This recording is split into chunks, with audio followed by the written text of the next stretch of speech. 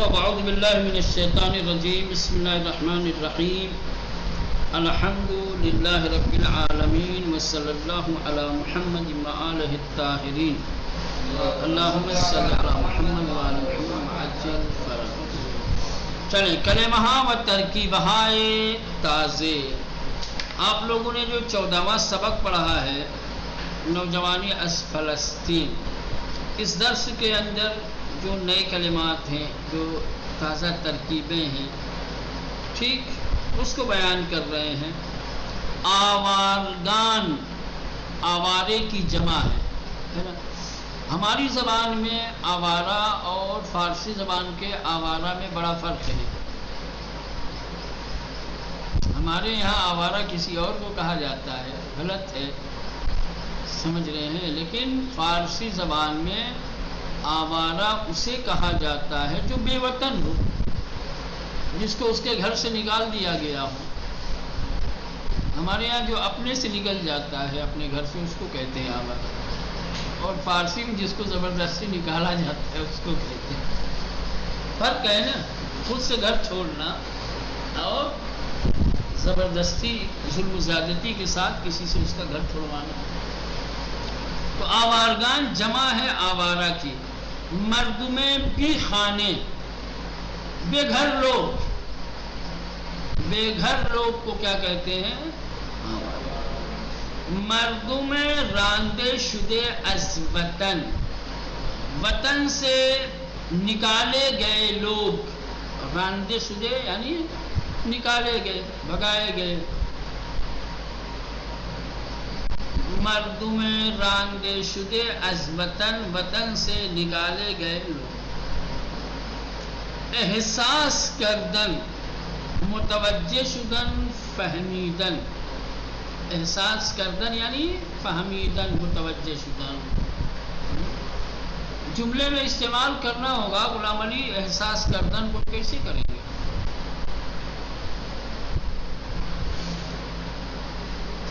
امروز خنکی احساس میں کنی ہے نا،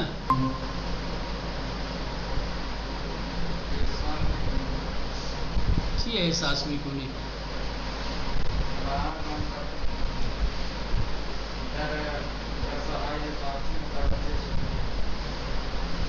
متوجہ سنی، متوجہ چی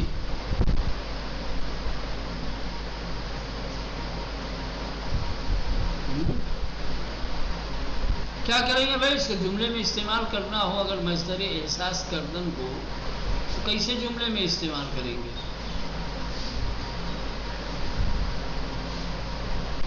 متوجہ شدن، فہمیدن کا معنی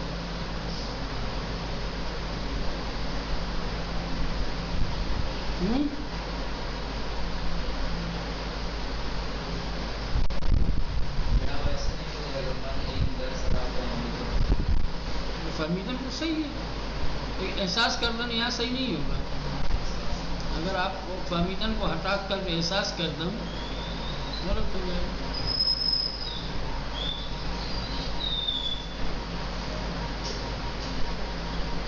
من در این درس احساس کردم کہ من ضعف دارم، یا من خوب متوجہ نمیشم،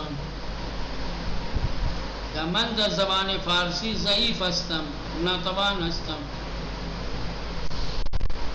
چلے احساس اعتراض، اعتراض یعنی ایراد، اشکال، مخالفت کے لیے زبان کھولنا، ایراد بگیرد، مخالفت کند، یہ تمام معنی ہے نا۔ من بر این برنامه اعتراض دارم یا اعتراض میکنم۔ من رائے مردم را قبول ندارم، من بر رائے مردم اعتراض دارم، ایراد دارم۔ دلیلی که شما گفتی من بر این دلیل اعتراض دارم، ایراد میگیرم، اشکال میکنم، کچھ بھی کہہ سکتے ہیں، ٹھیک۔ اندک، اندک یعنی تھوڑی سی چیز، معمولی چیز، کم چیز۔ اندک یعنی کم، ناچیز۔ کبھی کبھی کوتاہ یعنی چھوٹی چیز کا زمان اندک کہا جائے گا. زمان اندک یعنی زمان کوتاہ بڑے مختصر وقت. کیا ہے؟ ماں به وطن مان رفتیم برائے اندک زمان. کیا کہیں گے؟ یا برائے زمان اندک معلومی مدت کے لیے، تھوڑے دنوں کے لیے.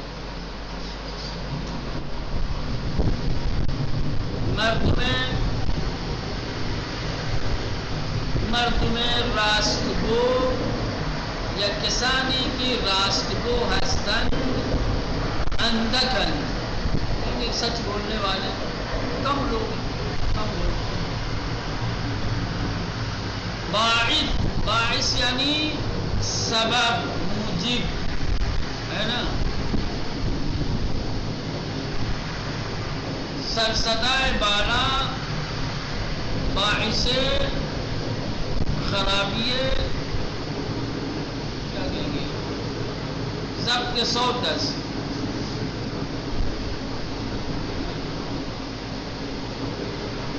باعث ناراحتیس.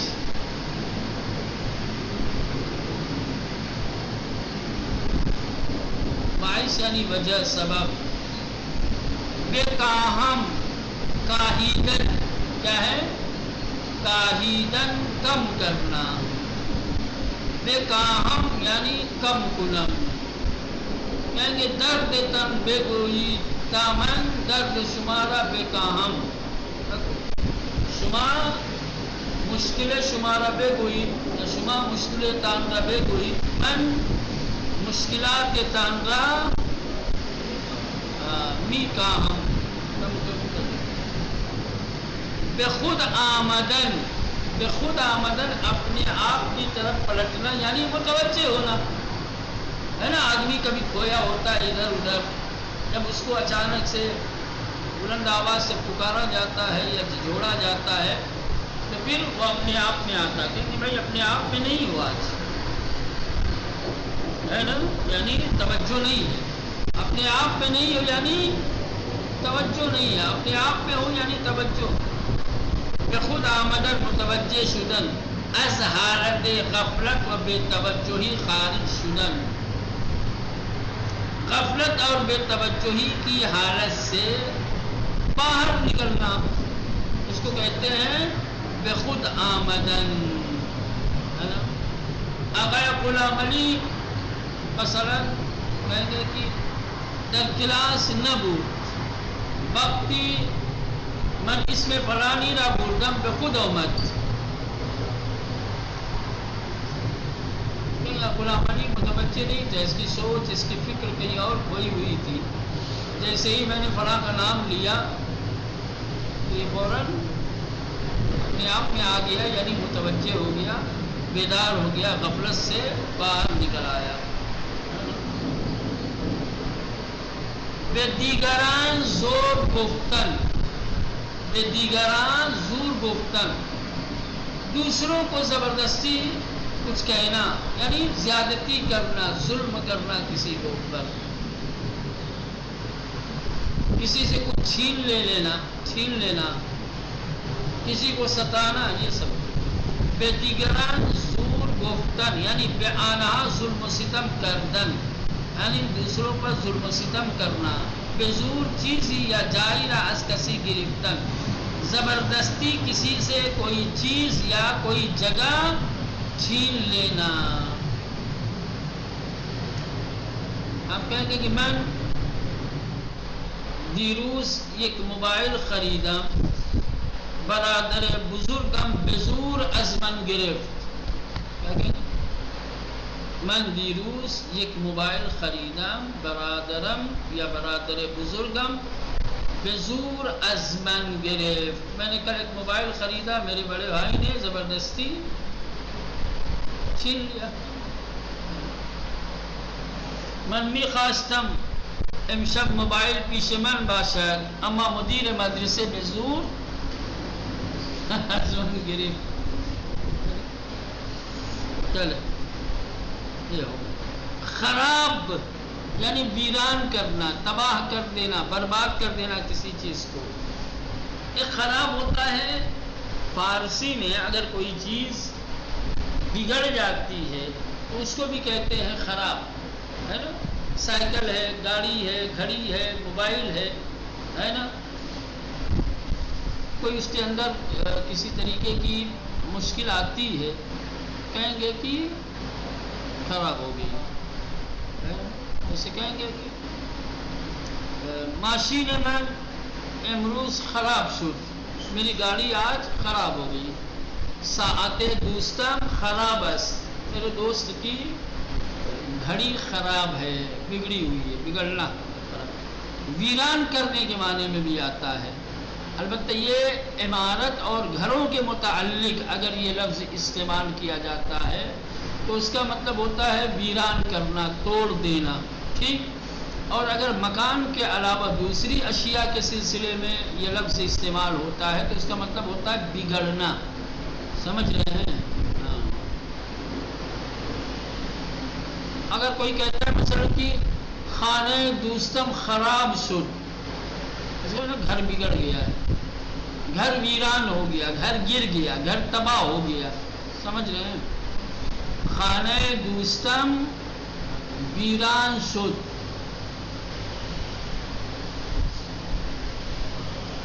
دشمنان اسلام خانہ مسلمانہ را خراب کردند، یعنی ویران کر دیا، تباہ کر دیا، ٹھیک؟ سمجھ میں آیا؟ ہاں۔ خشم آلود، غصے سے بھرا ہوا، غصے میں ڈوبا ہوا، غصے سے چور، ہے نا؟ خشم آلود، یہ بتایا تھا ادھر، غبار آلود یعنی کسی کے پر از غبارس، خشم آلود کسی کے پر از خشمس، جو غصے میں بھرا ہوا ہے، غصے میں ڈوبا ہوا ہے۔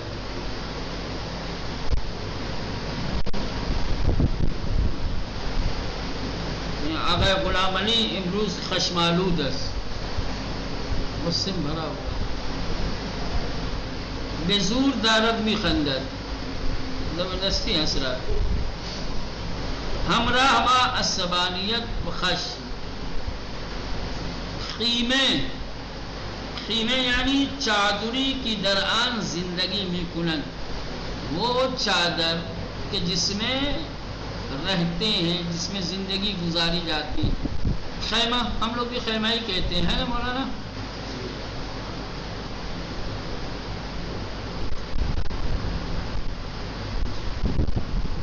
دجقیم بسیار بے رحم شکنجے گر، دجقیم یعنی بہت زیادہ بے رحم، بہت زیادہ ظلم و زیادتی کرنے والا، شکنجہ یعنی ستانے والا، ظلم ڈھانے والا، اذیت دینے والا۔ زور یعنی قدرت توان، زور ہے نا؟ چقدر زور داری یعنی کتنی طاقت رکھتے ہو، کتنی قدرت رکھتے ہو۔ سکوت را شکستم، سکوت را شکستم، خاموشی کو میں نے توڑا، یہ کنایا ہے، خاموشی کو میں نے توڑا یعنی بولنا شروع کیا، شروع بے گفتن کردم،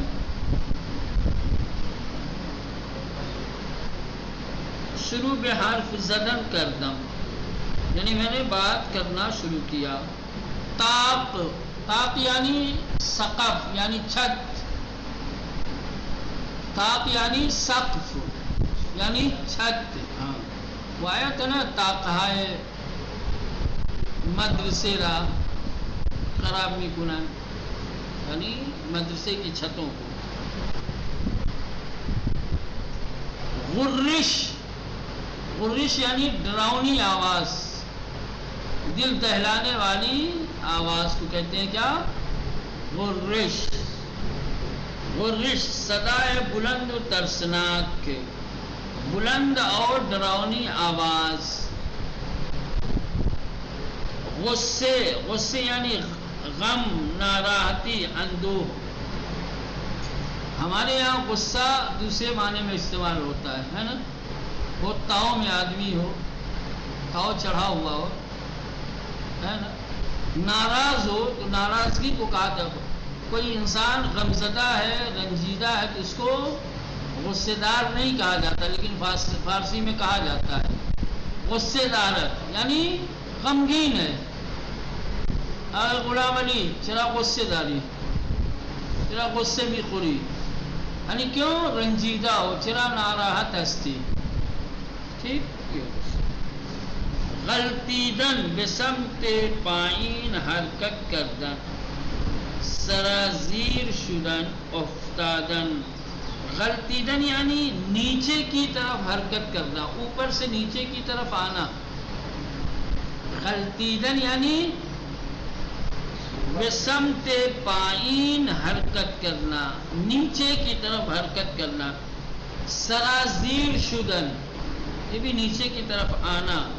افتادن گر پڑنا، گرتا ہے آدمی ہمیشہ اوپر سے نیچے آتا ہے. کبھی دیکھا ہے کسی ایسے گرنے والے کو نیچے سے اوپر جائے؟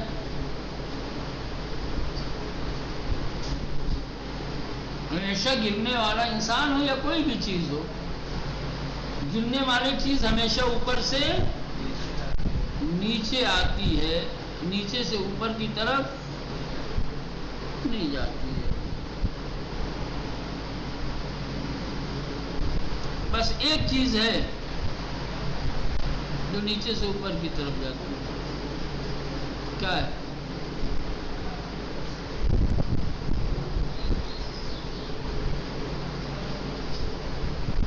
سوچ کے بتانا. چلے مصدر ہے فشردن. کیا ہے؟ فشردن، فشار دادن، درینجا بمانے درد آوردن. فشردن یعنی فشار دینا، نچوڑنا، کسی چیز کو دبانا. سمجھ رہے ہیں؟ لیکن یہاں پر اس درس کے اندر یہ کلمہ استعمال ہوا ہے درد پہنچانا. بدرد آوردن یعنی درد پہنچانا. کاشانے، کاشانے یعنی خانے، مسکن، گھر. گونے، قسمتی الصورت کی زیر چشمہ و بالائے دہان قرار دارد. گونے یعنی چہرے کا وہ حصہ کہ جو آنکھوں کے نیچے اور منہ کے اوپر ہے. یہ میں نے بتایا تھا، یہ حصہ کہ جو سیب کی طرح سے دونوں طرف نکلا ہوا ہوتا ہے اس کو کہتے ہیں گونے. کیا کہتے ہیں؟ گونے یعنی قسمتی الصورت کے چہرے کا وہ حصہ کہ زیر چشمہ جو آنکھوں کے نیچے، و بالائے دہان اور منہ کے اوپر، قرار دارت واقع ہے. مسکن گزیدن یعنی قیام کردن، ٹھہرنا کہیں، رکنا، رہنا کہیں، زندگی کردن. مسکن گزیدن یعنی مسکن گرفتن، جائے گرفتن، جگہ لینا. پہ عنوان خانے در جائے ساکن شدن، گھر کے عنوان سے کسی جگہ پر ٹھہرنا، رکنا کہتے ہیں مسکن گزیدن.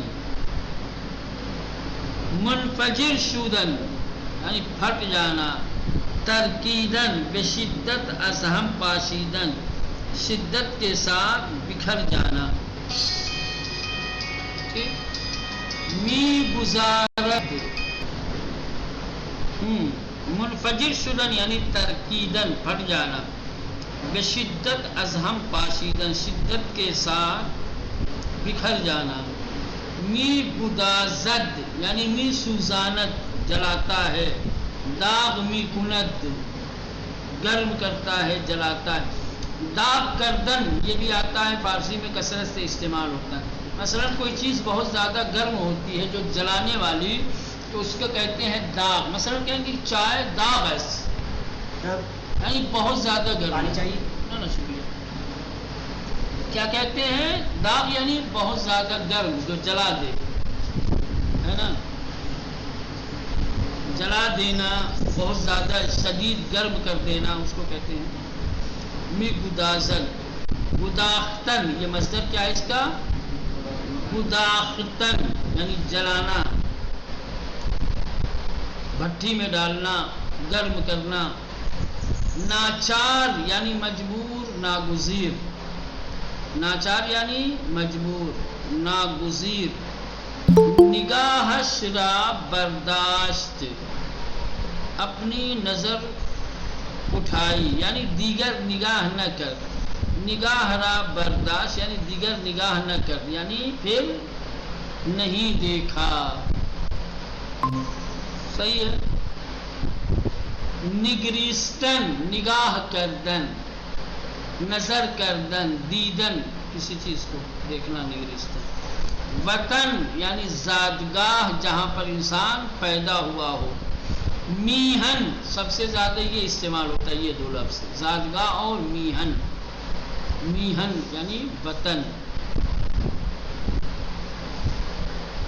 جنم بھومی، جہاں انسان پیدا ہوا. ہر گونے یعنی ہر نوع، ہر قسم. گونے یعنی ہر گونے یعنی ہر قسم، ہر نوع. ہم رزم و ہم سنگر یعنی کسانی کی باہم در یک جبہے و در برابر یک دشمن می جنگند. ہم رزم اور ہم سنگر ان لوگوں کو کہا جاتا ہے جو ایک ساتھ ایک ہی سرحد پر ایک ہی دشمن سے لڑ رہے ہوں. جیسے دو ایک ساتھ ایک کلاس میں پڑھنے والے کو ہم کلاس کہا جاتا ہے، ویسے ہی ایک ساتھ ایک دشمن سے ایک جگہ پر رہ کر لڑنے والوں کو کیا کہا جاتا ہے؟